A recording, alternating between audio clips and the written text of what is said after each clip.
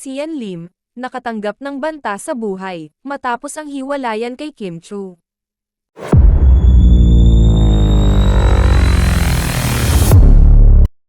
Ibinahagi ng kapuso actor na si Sian Lim ang ilang pinagdaraanan matapos ang hiwalayan sa dating nobyang si Kim Chu, kabilang narito ang death threats laban sa kanya at ilang kapamilya.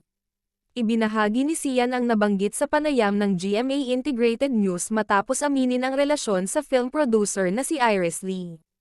"It's gotten out of hand na and that's just the painful part of it. I'm getting death threats, my mom is getting death threats," wika niya.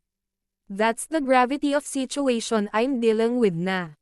My family does not deserve that." Una nang sinabi ng aktor na nagsimula lang silang mag-date ni Iris matapos ang hiwalayan kay Kim, habang idinidiing hindi pa sila kasal o live-in. Wika pa niya, kaya niyang salagin ang ilang maasasakit na salita ngunit hindi raw magandang nadadamay pa ang kanyang nanay at lola. Naiintindihan aniya ng aktor na nasaktan ng ilang fans dahil sa pagtatapos ng kanilang 12 taong relasyon, ngunit idiniin niyang silang dalawa mismo ang unang nasaktan sa nangyari.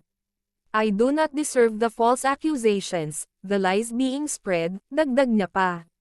Disyembre taong 2023 lang nang machismis ang Damanoy, paghihiwalay ng dalawa matapos burahin ng aktor ang kanilang mga videos magkasama sa YouTube.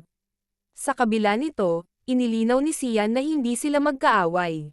Gaya ng aktres, bukas na bukas din daw ang kanyang panig na makatrabaho uli ang ex-girlfriend. Pareho na silang nagtratrabaho sa GMA7 ngayong nasa Kapuso Network na ang It's Showtime.